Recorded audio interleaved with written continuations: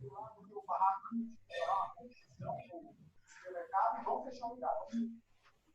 pode ser o seguinte.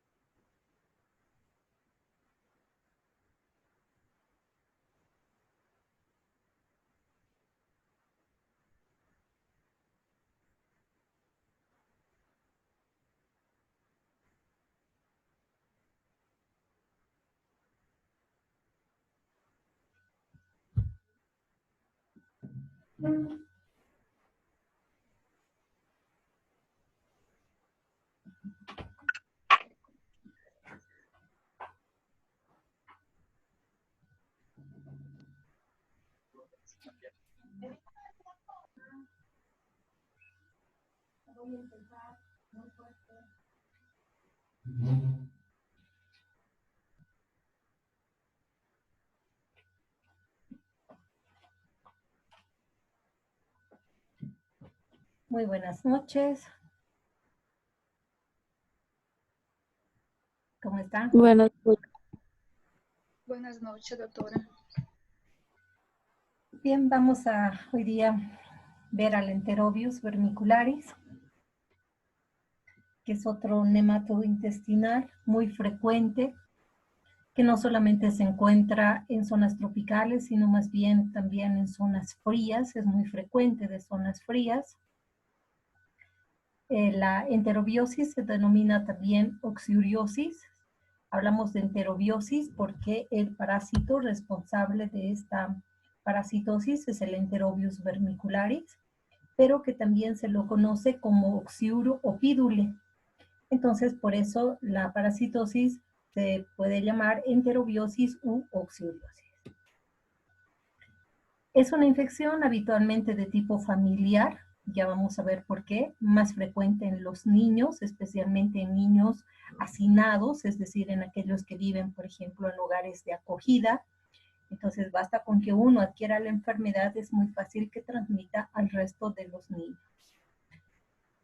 Produce diversas molestias, como por ejemplo el prurito anal, que es muy frecuente, el prurito nasal también, y las perturbaciones nerviosas que por el gran prurito, la picazón que se produce tanto a nivel del anito como de la nariz cuando los niños se hurgan, pero principalmente a nivel del ano, hace que el niño no pueda dormir. Entonces al otro día está inquieto, molesto, ¿no? Entonces hay perturbaciones nerviosas y también del sueño, ¿no? Entonces ellos no pueden dormir bien por tanto escozor que presentan, especialmente por la noche.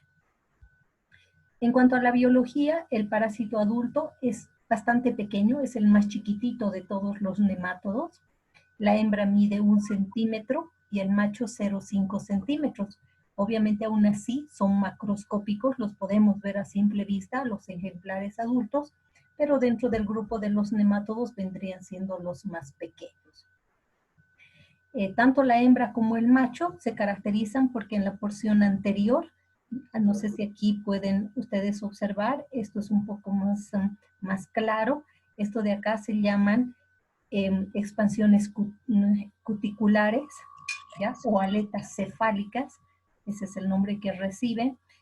Esto es el mecanismo por el cual el parásito se adhiere a la mucosa, gracias a estas aletas cefálicas, ¿no?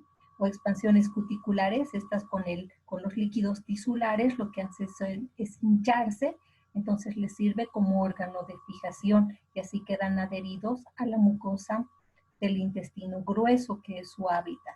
Entonces, este parásito, ¿no? Donde se va a encontrar va a ser a nivel del intestino grueso y ahí es donde va a producir daño, aunque la patología que presenta es muy leve.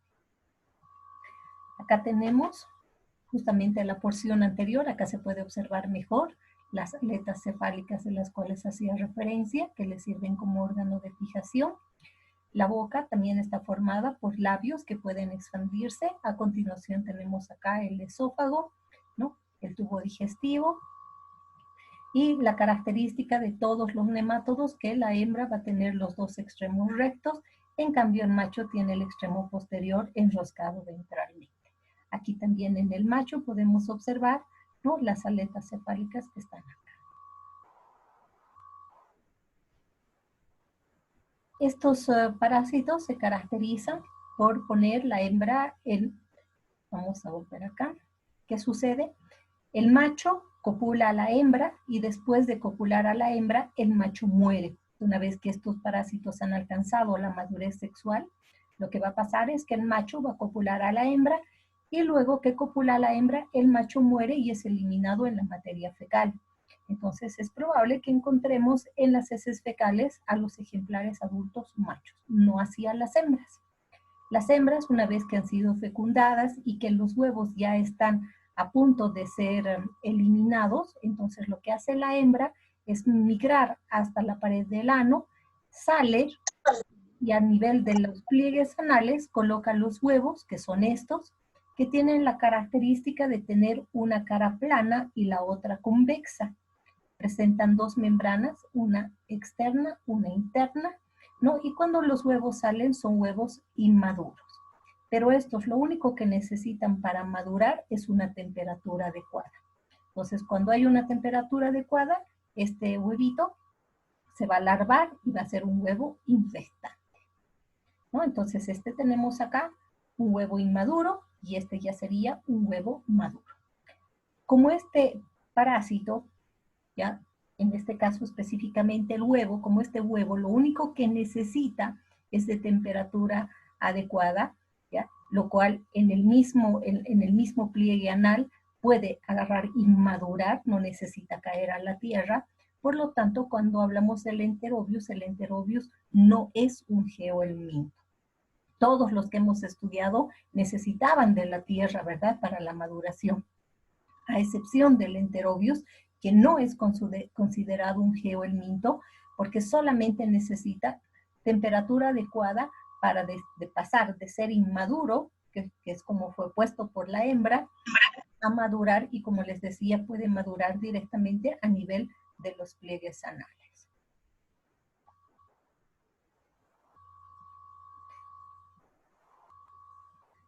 Los huevos necesitan solamente de temperatura, como ya les había indicado, y si esa temperatura es de 36 grados, en 6 horas ya están maduros. O sea, imagínense, es sumamente rápido. Y si la temperatura es más baja, si fueran 20 grados, entonces en 36 horas estarían maduros, ¿no? Entonces solamente requieren temperatura adecuada. En cuanto al hábitat, ya les había indicado, este parásito se localiza a nivel del intestino grueso, lo podemos encontrar en el ilion y también en el colon. Las hembras tienen una oviposición de 11.000 huevos, es decir, que cada hembra puede poner alrededor de 11.000 huevos, o sea que la cantidad es también bastante grande. Tanto el parásito adulto, los parásitos adultos solamente viven en el organismo 3 meses, ¿ya? ¿Por qué? Porque ya les había indicado que lo que sucede es que cuando el macho copula a la hembra, inmediatamente luego de la copulación el macho muere, ¿no? ¿Y qué sucede con la hembra? Cuando está lista para poner los huevos, sale hasta la región perianal, ¿ya? Una vez que está fuera del ano, en los pliegues anales, sufre movimientos bruscos, elimina los huevos y la hembra muere. Entonces es por eso que solamente tienen una longevidad de 3 meses, es muy cortito. Pero ¿qué sucede? Todos los huevos que ha puesto esta hembra están en la región perianal, y como generalmente las hembras salen a poner los huevos en la noche o al atardecer, entonces, y la población más afectada es, como les decía, niños. Entonces, ¿qué sucede? Un niño tendría que estar durmiendo 8 de la noche. Si esa hembra saldría a poner los huevos a las 9, 9, 10, 11, 12, 1, 2, 3 de la mañana, esos huevos ya están maduros. ¿Por qué? Porque el niño está en su cama, bien calientito, 36 grados, entonces esos huevos están maduros, el huevo eclosiona, libera la larva y la larva se entra a través del ano. Por eso es que este mecanismo, cuando el huevo se rompe y la larva que queda libre ingresa a través del ano, se denomina retroinfección. ¿Ya? ¿Por qué no es autoinfección? Porque el parásito, el ejemplar adulto, ha salido a la región perianal, ha atravesado el ano, ha sufrido los movimientos bruscos y ha eliminado los huevos. O sea, no ha sido dentro del intestino como sucedía en estrongiloides. ¿Se acuerdan que en estrongiloides la larva rhabditiforme sufría las dos mudas en el mismo intestino y se transformaba en filariforme? Entonces era una autoinfección porque se realizaba en el mismo intestino. En cambio acá no es autoinfección porque la hembra sale fuera del ano, afuera, coloca los huevos, luego se muere. Y esos huevos que eclosionan después de unas horas, entonces que dejan libre a la larva y la larva lo que hace es ingresar a través del ano para luego llegar al intestino y transformarse en un parásito adulto.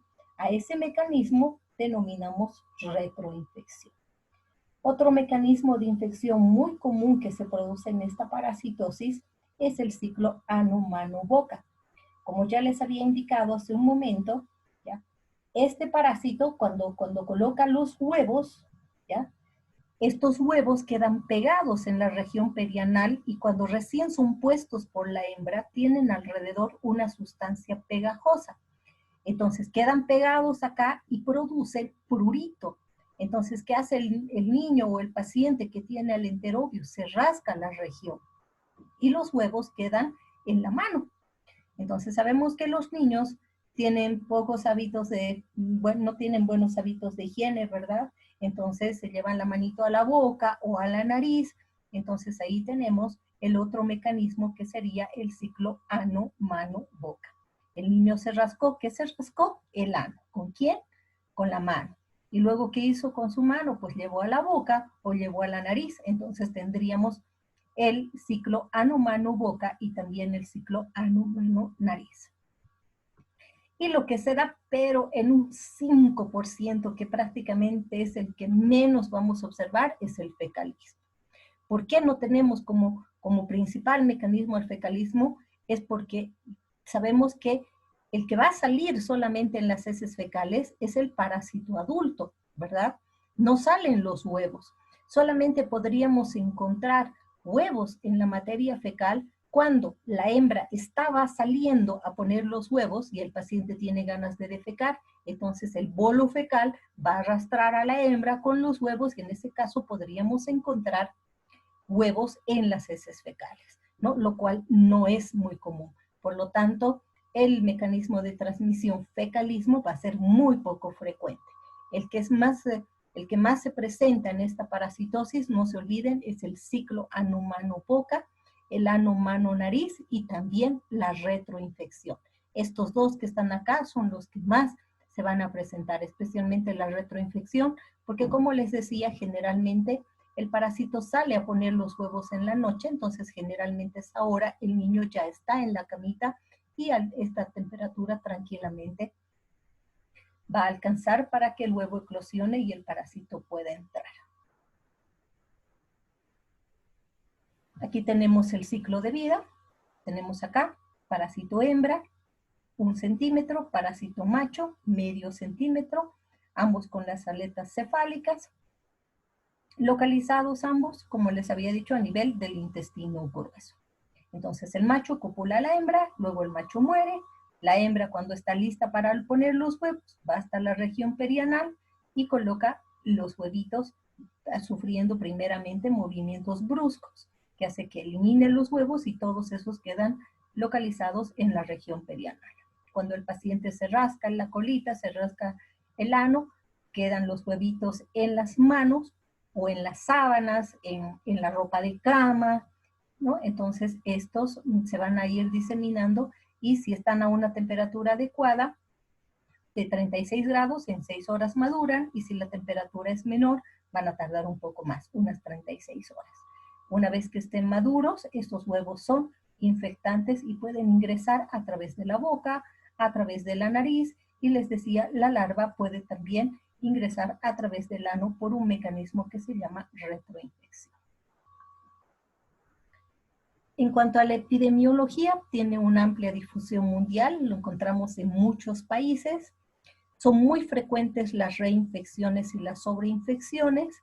También es muy frecuente la infección intrafamiliar. ¿Por qué? Porque resulta que esos huevos son muy livianos, entonces cuando nosotros sacudimos la ropa de cama, sacudimos la pijama con la que ha dormido el niño, ¿no? Después de que se levanta, los huevitos que pueden estar en la ropa de cama, en todo ello, ¿no? Cuando nosotros sacudimos, estos quedan flotando unos 2 minutos, luego se posan en las superficies. Entonces, ¿dónde vamos a encontrar? En la mesita de luz del niño, donde ha dejado los juguetes, en el piso, ¿verdad? Todo. Entonces, ¿qué es lo que hacemos? Creamos un ambiente que se denomina un ambiente oxiuriótico. Entonces, como estos huevos son microscópicos, nosotros no los estamos viendo. Entonces van a quedar ahí en todos los juguetes y todo, y cuando el niño coloque una galleta, algún alimento sobre su mesita, o los juguetes lleve a la boca, pues estos huevos van a ingresar. Sabemos que cuando están en el medio ambiente, pues van a tardar un poco más en madurar, pero van a madurar porque solamente necesitan temperatura adecuada. Entonces, estos huevos maduros ingresan y producen la enfermedad. Y pues acá, si hay, como les decía, es más frecuente en niños hacinados que viven en hogares de acogida, porque si uno adquiere, es muy fácil que el resto también, porque muchas veces comparten el alimento, comparten los juguetes, están en lugares pequeños, entonces la diseminación es mucho más rápida.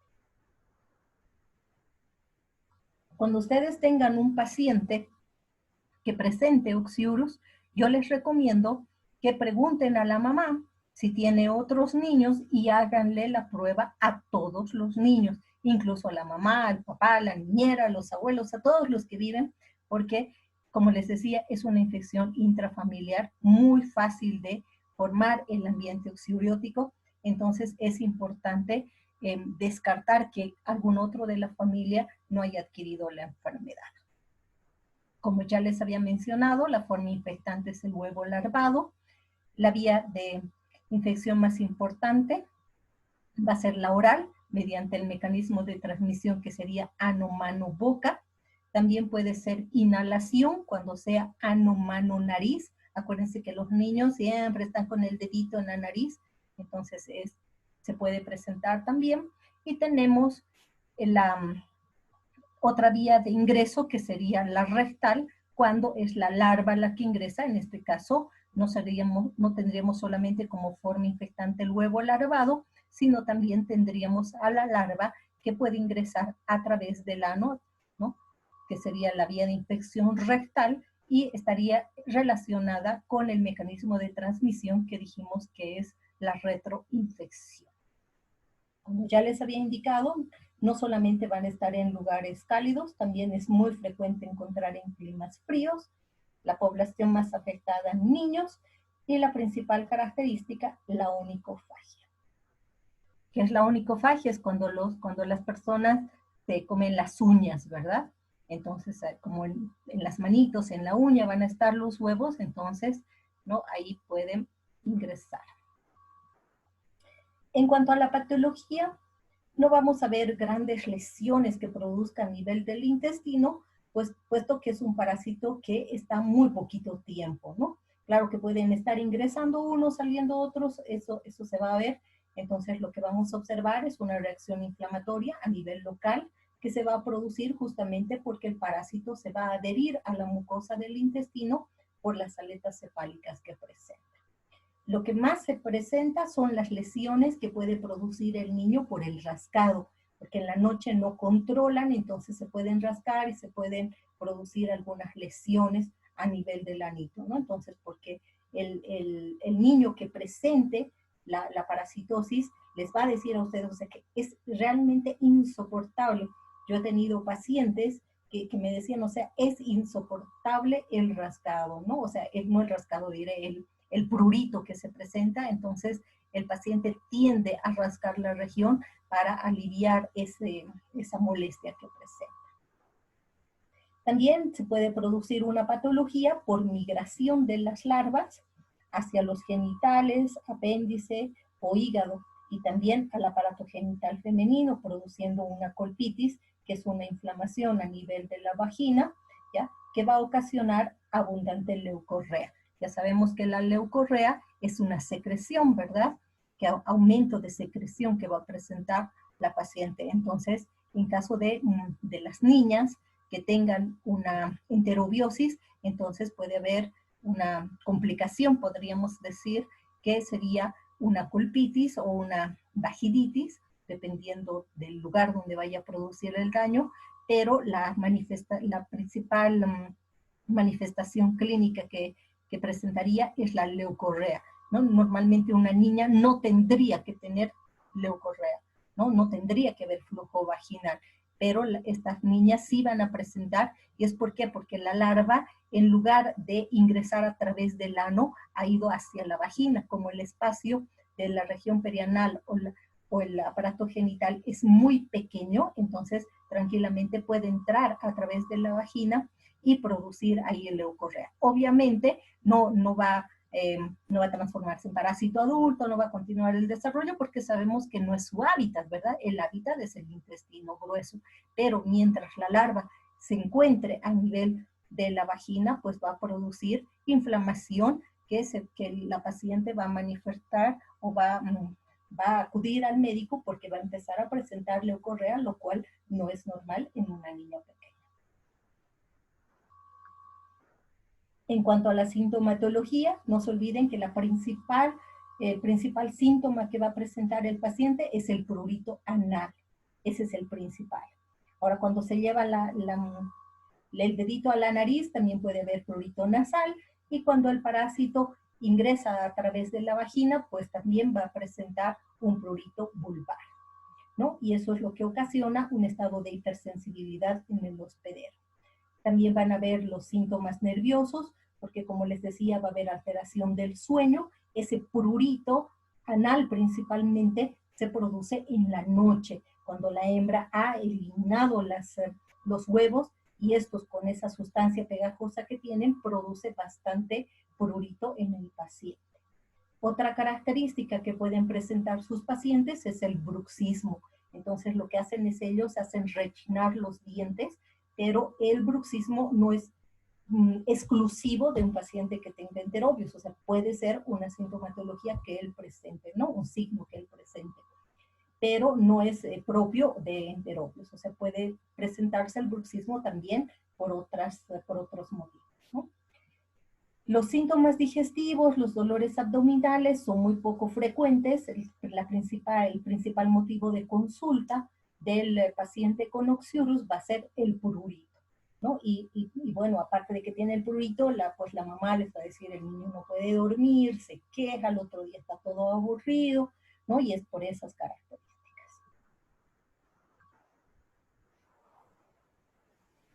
Para el examen de diagnóstico, obviamente, no nos sirve el coproparasitológico. ¿Alguien me podría decir por qué no nos sirve el coproparasitológico? ¿Por qué dice ahí no efectivo en mayúsculas? Sí. ¿Por qué no servirá el coproparasitológico como un diagnóstico de oxiurios? Porque como dijo doctora, el macho es el que va a salir en las heces después de copular a la hembra. ¿Ya? ¿Por qué otra? Y la hembra va a salir a la región del ano. Ahí solo va a dejar ahí los huevos. O sea, los huevos no van a salir. No van a salir en las Entonces, heces. Exactamente. Los huevos no están en las heces, ¿verdad? Ese es el principal motivo. Entonces, si nosotros pedimos un examen coproparasitológico al laboratorio, pues lo más seguro es que el examen, el resultado de ese examen nos diga que no hay huevos, ¿no? O sea, que no hay parásitos. O sea, puede ser que sea, que podamos encontrar otro parásito, pero no al enterobius. Entonces, en este caso, el examen coproparasitológico no es considerado un examen de diagnóstico. Entonces, ¿qué podemos hacer? El test de Graham. ¿Qué es el test de Graham? Es una prueba que nos permite colectar la muestra de la región perianal. Entonces, para esto nosotros vamos a tener un palito de helado, un pedazo de cinta scotch, ¿no? La cinta, no sé cómo conocen los brasileros a la cinta scotch, esa que es transparente, no el masking, sino la que es transparente, es un pedacito de esa cinta, ¿no? Y con esa cinta se coloca la parte pegajosa en uno de los extremos del palito, y lo que hacemos es acercar ese palito a la región perianal, haciendo movimientos laterales de un lado para otro. ¿Para qué? Para que los huevos queden pegados a esa cinta scotch. Y luego la cinta directamente la pegamos en un portaobjeto y observamos al microscopio sin utilizar ningún tipo de colorante. Entonces los vemos a los huevos translúcidos. En cambio, el escobillado anal nos permite colectar también la muestra de la región perianal, pero con la ayuda de un hisopo. Entonces lo que hacemos es empapar el hisopo en solución fisiológica y hacer un escobillado, es decir, como una limpieza de esa zona perianal, y luego colocamos nuevamente al tubito con solución fisiológica, hacemos varias veces eso, y luego esa solución fisiológica la centrifugamos, y con el sedimento vamos a observar, ahora sí podemos utilizar Lugol para observar a los huevos teñidos. Me imagino que esto van a hacer ustedes en práctica, entonces con eso va a quedar más claro cuando ustedes realicen esa práctica. Es importante realizar un clínico diferencial, ¿no?, de candidiasis, tricomoniasis e infecciones vaginales, pero esto solamente cuando el paciente presente leucorrea, ¿no? Entonces la leucorrea ya sabemos que es ese fluido vaginal que va a presentar, entonces no sabemos si ese fluido es porque tiene hongos y estemos frente a una candidiasis, porque tenga la tricomona vaginalis, ¿no? Y se trate de una infección de tipo vaginal. Si no es por hongos o parásitos, pueden ser también bacterias.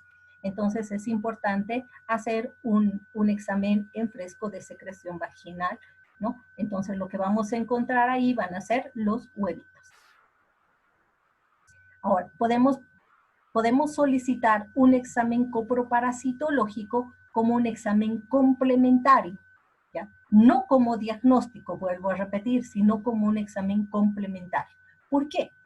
Porque muchas veces el paciente no tiene solo un parásito, o sea, no tiene solo Oxyurus, puede tener también Giardia, puede tener amebas, puede tener otros parásitos.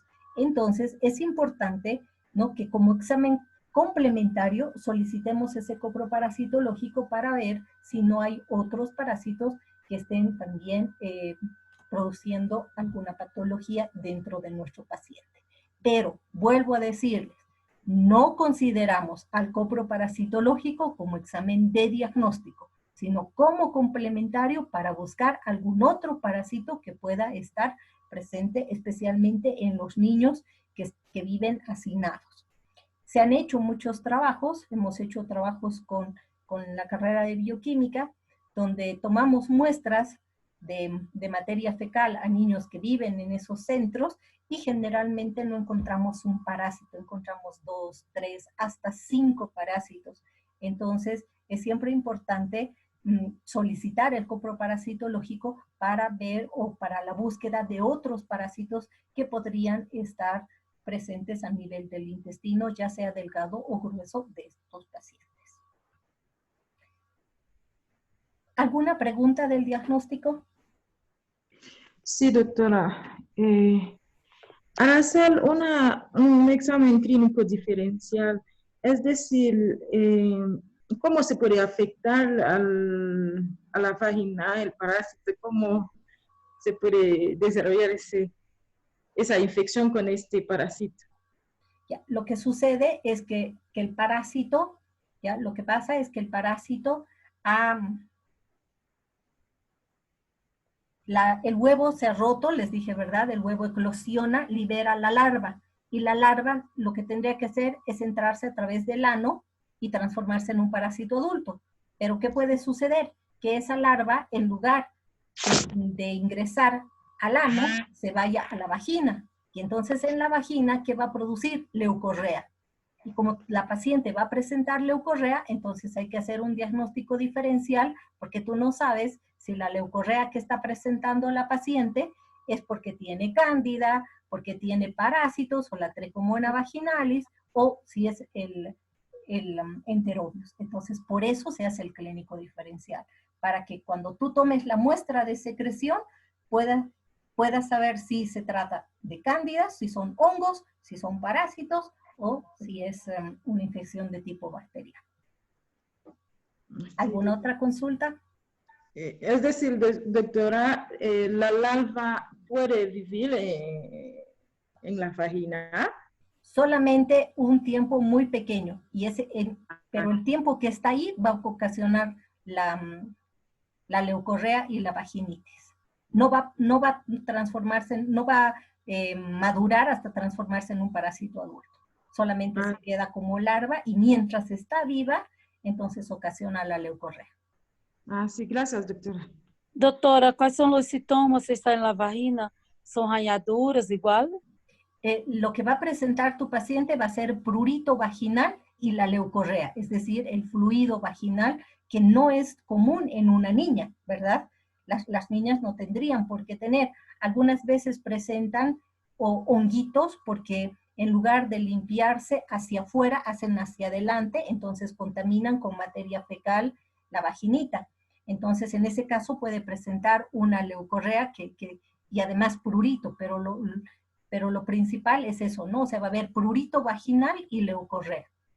Entonces hay que investigar por qué se está produciendo esto. Aí está bem, graças, doutora. Muchas De gracias. nada. ¿Alguna otra duda? No.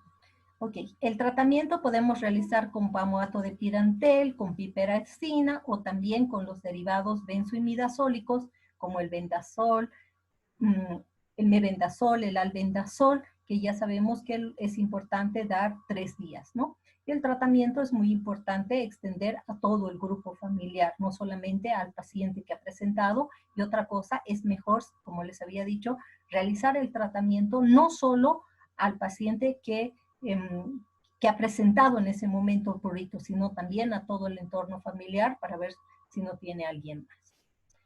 Algo importante que me he olvidado colocar acá es la parte de la profilaxis, ¿ya? En la profilaxis es importante el que le indiquemos a la mamá que tiene que lavar todo, tiene que utilizar ya sea la lavandina, ¿ya? Que es el hipoclorito de sodio diluido, y lavar juguetes, pisos, incluso las paredes hasta 1 metro, porque los huevos se quedan pegados. Cuando hemos hecho un trabajo de experimental en un hospital pediátrico, hemos encontrado los huevos pegados hasta 1 metro por encima del piso. Entonces, muy importante decirle a la mamá que tiene que limpiar todo de la habitación del niño, ¿no? Entonces hay que limpiar juguetes, mesitas, todo para eliminar los huevos que pudieran haberse quedado. Eso es muy importante en la profilaxis, ¿no? Acá tengo un resumen que les había dicho que íbamos a hacer. Tenemos a los 3 primeros, Ascaris lumbricoides, estrongiloides y uncinarias. Dentro de las uncinarias está el ancilostoma y el necator. Estos 3 viven en el intestino delgado. Entonces, como viven en el intestino delgado, ¿ya? Van a ser capaces de producir una lesión a nivel intestinal que se puede complicar con un síndrome de mala absorción. ¿Ya? Entonces, acá tenemos Ascaris, estrongiloides, uncinarias. ¿Qué ciclo van a realizar? Van a realizar un ciclo pulmonar y un ciclo intestinal, ¿verdad? Pulmonar, ¿por qué? Sabemos que cuando estos 3 parásitos ingresan a nuestro organismo, van a llegar al intestino, especialmente en el caso del Ascaris y de las uncinarias. En el Ascaris va a llegar el huevo. En las uncinarias va a llegar la larva. ¿Y qué pasa? La larva no se queda en el intestino, ¿verdad? Atraviesa la mucosa del intestino y a través de la sangre va ¿a dónde? A los pulmones. Entonces, ¿qué parásitos van a hacer ciclo pulmonar? El Ascaris lumbricoides, el estrongiloides y las uncinarias. ¿Quién hace el ciclo pulmonar? No nos olvidemos que es la larva. Esa larva que migra hacia los pulmones. ¿Ya? Cuando migra hacia los pulmones, ¿qué produce? El síndrome de Loeffler. ¿Qué es el síndrome de Loeffler? Una neumonitis de tipo asmatiforme. ¿Qué está haciendo esa larva en el pulmón? Está produciendo una lesión ¿en dónde? En los alveolos, en los bronquiolos, ¿verdad? Va creciendo, va aumentando de tamaño hasta luego ascender el árbol respiratorio, ser deglutida y recién caer al intestino donde va a realizar el ciclo intestinal. Pero va a llegar al intestino todavía como larva y luego ¿qué le va a pasar? Se va a transformar en un parásito adulto. Entonces el parásito adulto va a ser el que va a producir la lesión a nivel intestinal.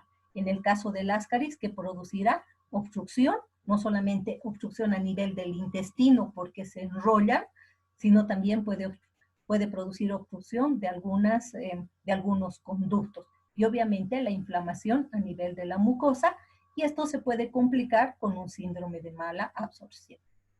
En cuanto al estrongiloides, la primera patología que vamos a observar va a ser en puerta de entrada, que es la larva migrans o larva current.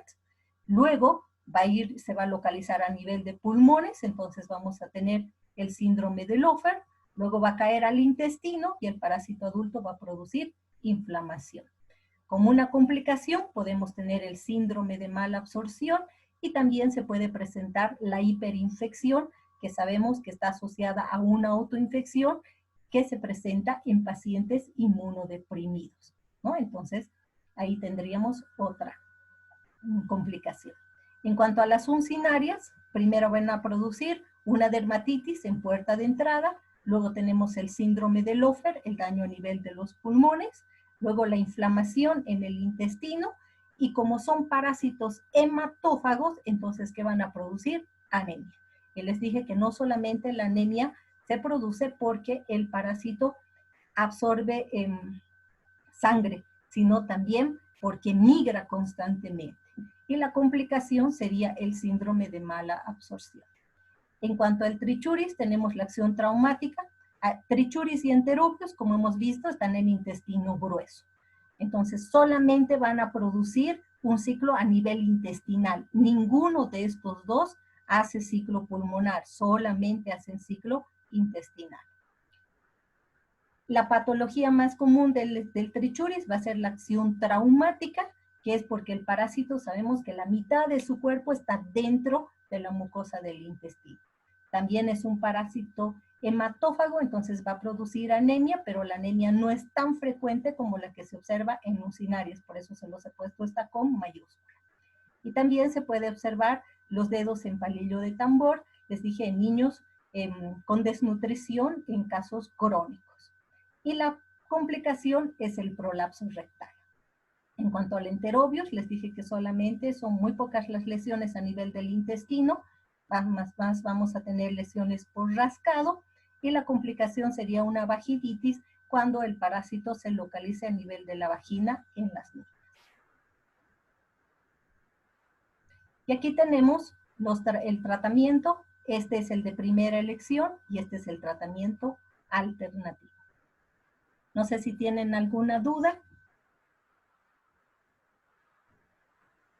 No, doutor, está bem este resumo. Está muito bem. Está bem, mas menos complicado do que todo. Exactamente, para que ustedes puedan estudiar. Sí, muchas gracias.